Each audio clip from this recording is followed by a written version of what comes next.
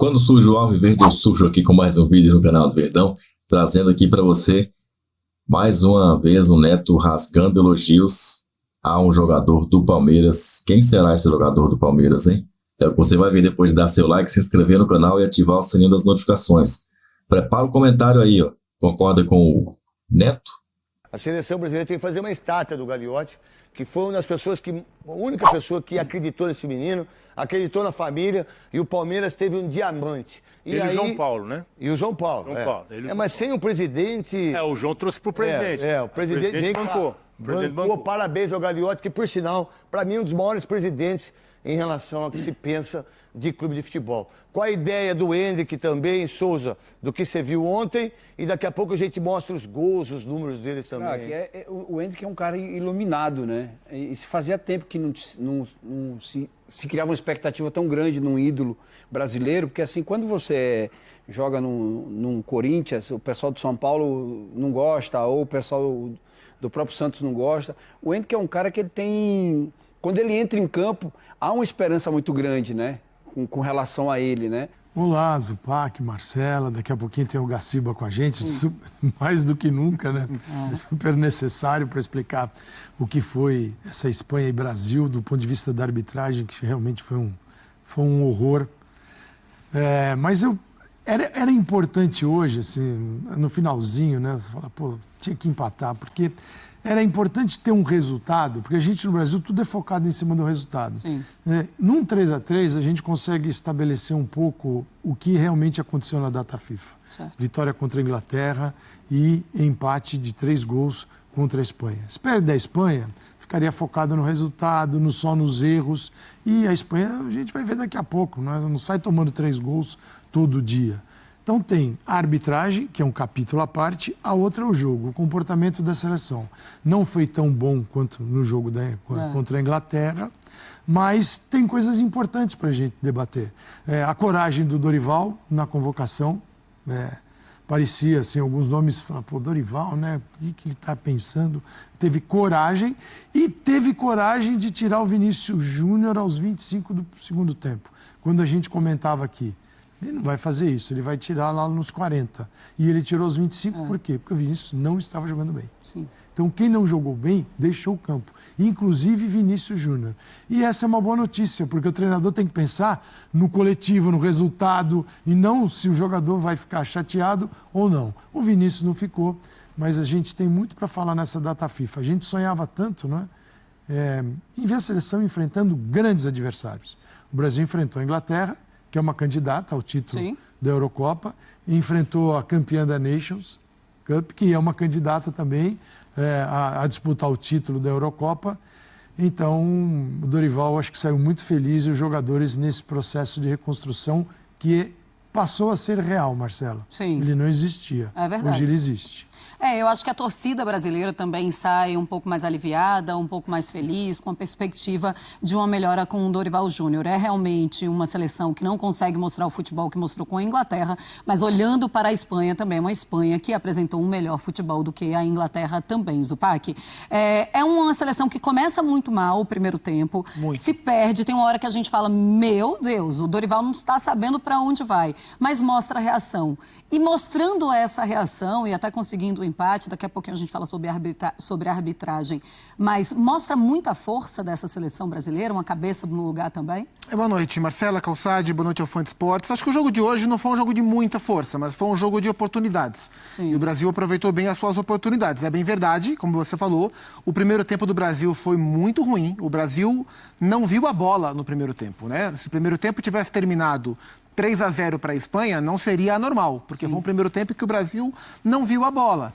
Conseguiu fazer uma pressão, assim, transição, né, seja em velocidade ou uma construção bem feita, o Brasil não conseguiu fazer.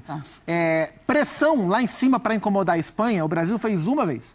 E na única vez que fez, o Unai Simón entregou a bola no pé do Rodrigo, e o Rodrigo foi muito calmo e talentoso para fazer o gol de cobertura. E foi só o que o Brasil fez no primeiro tempo. Então, caiu do céu o gol do Rodrigo no fim da primeira etapa. No segundo tempo, foi um jogo um pouco mais equilibrado.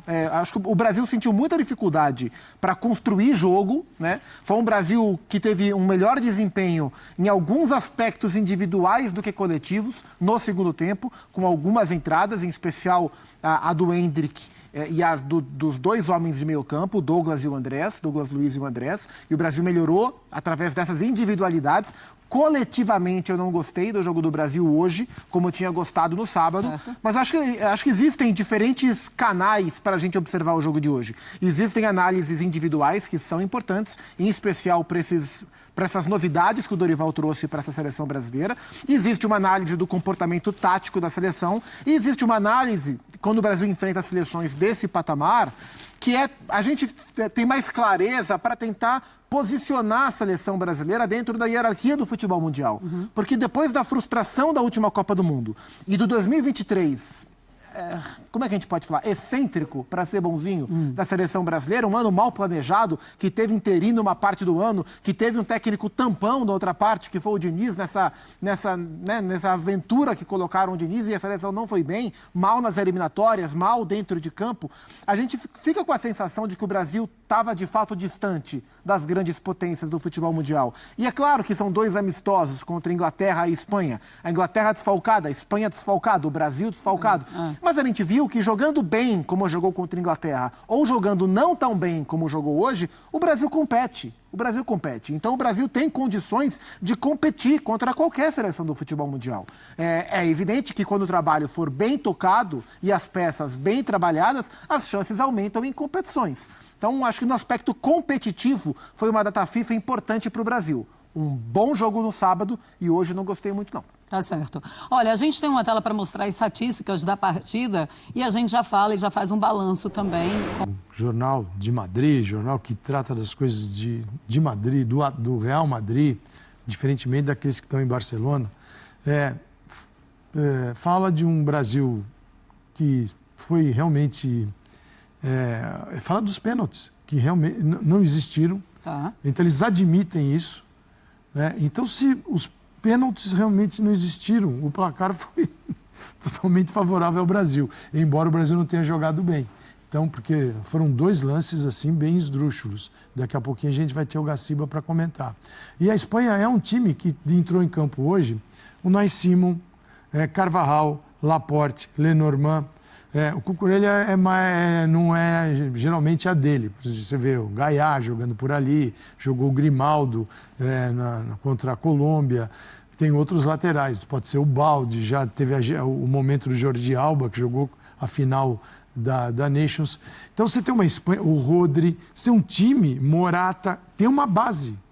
E tem Lamine Yamal chegando, com o Barci, o futebol é assim. Muito bem, né? No time do Dorival, você teve a estreia de 3 jogadores em seleção brasileira, o Bento, Sim, o Beraldo, o Fabrício Bruno.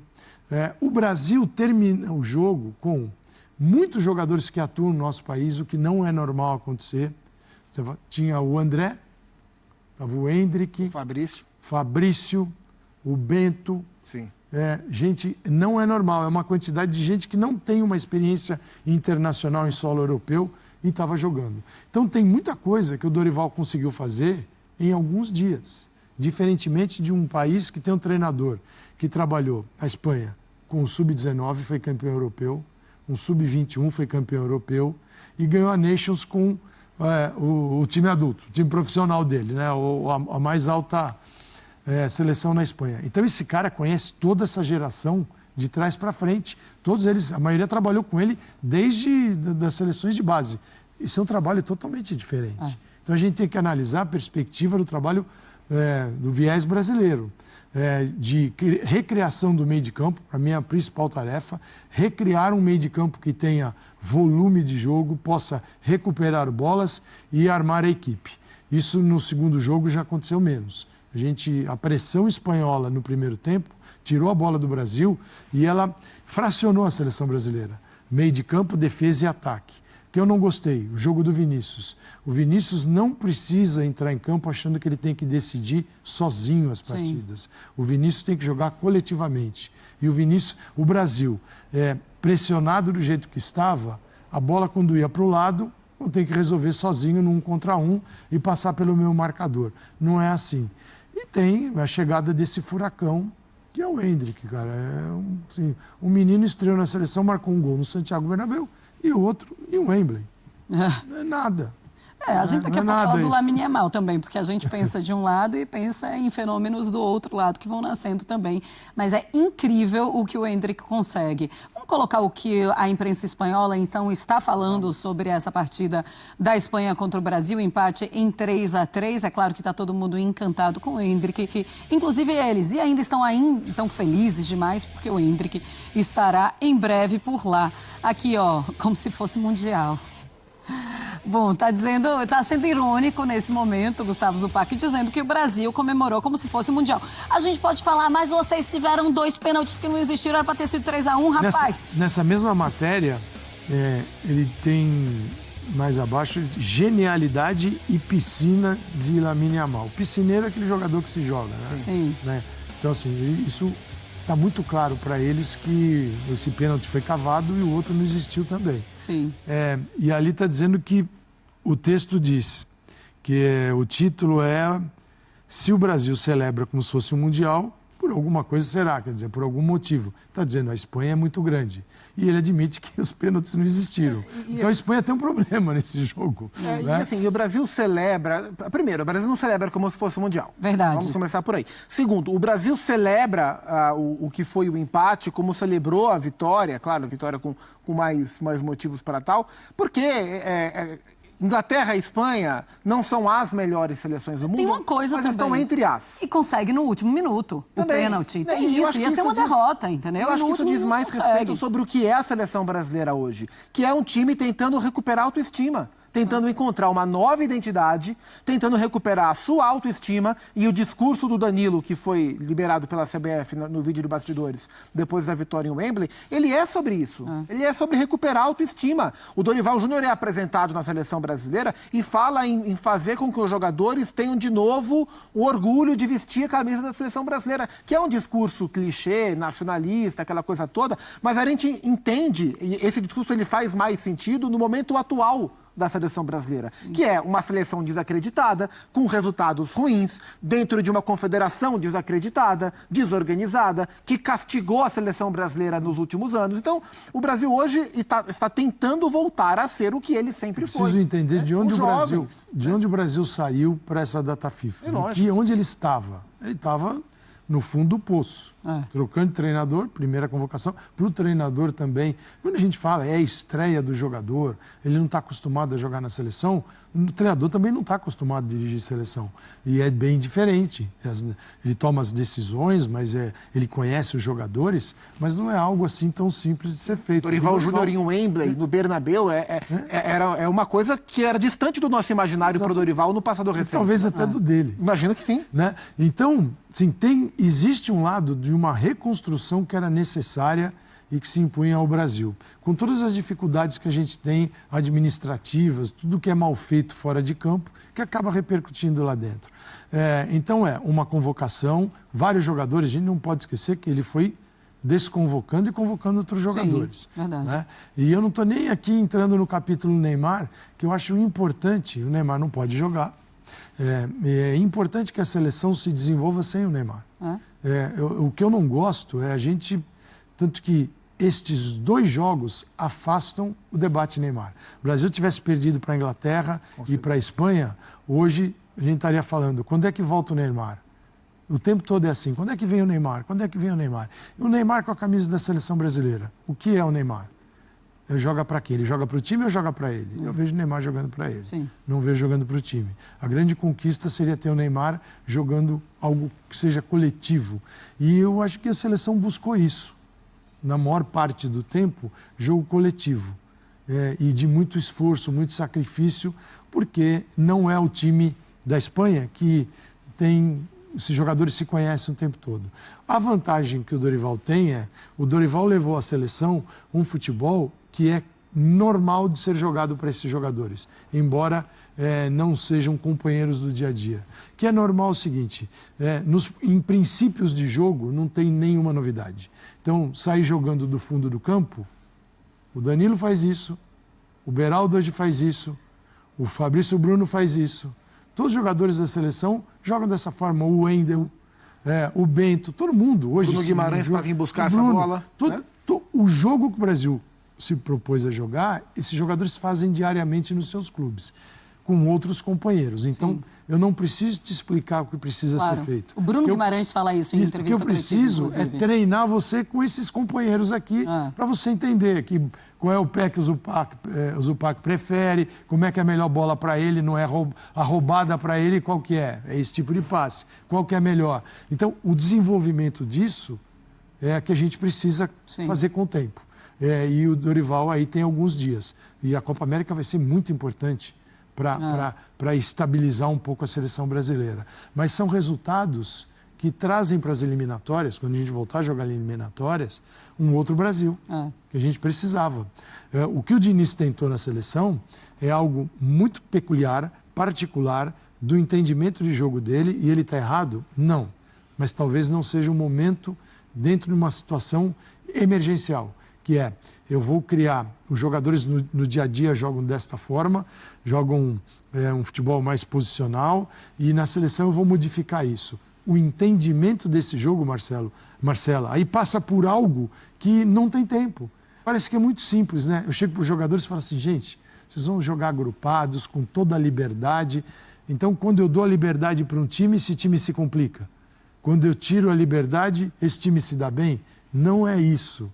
Não é isso. Os jogadores, o Dorival mesmo falou, que ele dá essa liberdade para os jogadores. Mas é preciso de um mínimo de organização para o Brasil não sofrer. E saiu com uma vitória de 1-0 sobre a Inglaterra e ganhou da Espanha, que tinha perdido para a Colômbia, e a Espanha reservou todo esse time.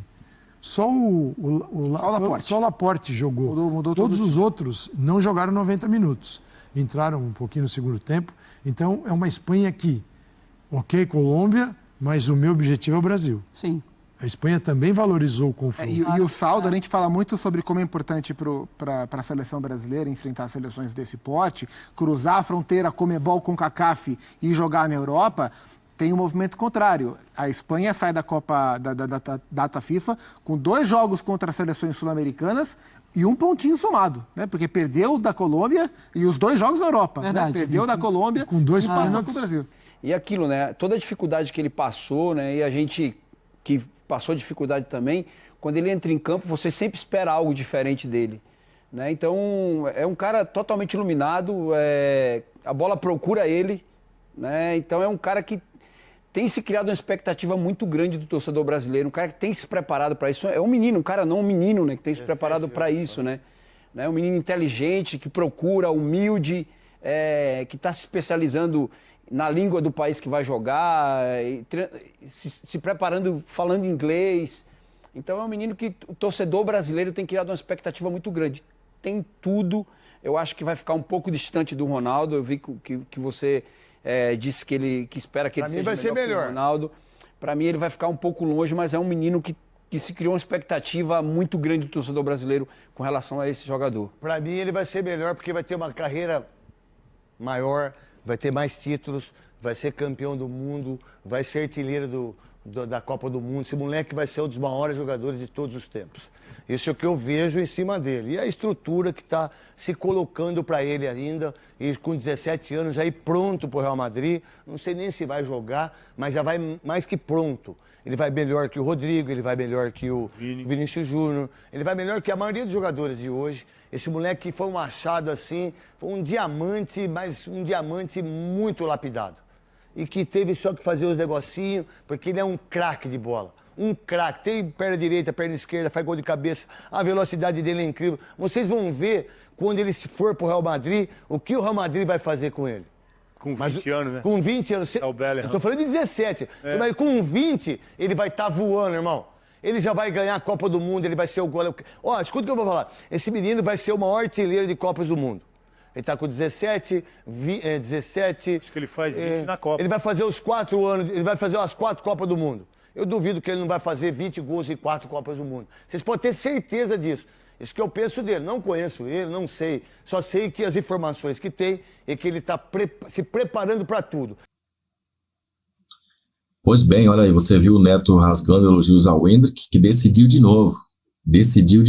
Meteu aí o gol Salvador contra a Inglaterra. Quando perdíamos o jogo, ele foi lá e empatou o jogo de primeira ali, um chutaço espetacular, golaço. E o Brasil tá indo aí, né? Dorival Júnior chegou, deu uma ajeitada boa no time. Os primeiros tempos estão uma porcaria, mas os segundos estão conseguindo garantir a não derrota. E isso já tá, entre aspas, alvoroçando a mídia, né? Mas o que a gente fica alvoroçado vendo aí que tá acontecendo, que o Endrick já tá dando cartão de visitas, né? Para a imprensa mundial, que não conhecia o Endrick. Essa que é a grande verdade. É ou não é? Neto tá apavorado com o Endrick.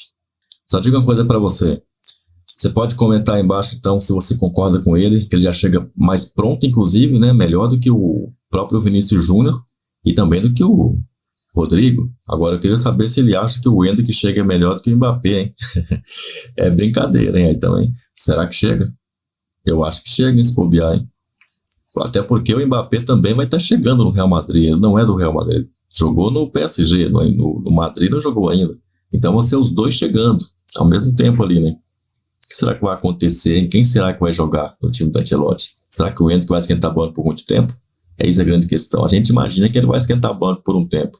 Mas se você tivesse que apostar todas as suas fichas que daqui a um ano, vamos colocar em março de 2025, semi, quartas, ou talvez até já nas oitavas de final da Champions League 2025, 24-25. Você acredita que daqui a um ano o Endrick vai ser reserva no Real Madrid? Coloca, eu quero saber a sua opinião. Olha os vídeos te aparecendo aqui, para tu clicar. Então, não, como diria o pessoal de cima, não se aveste e clique aí, tá? Avante palestra!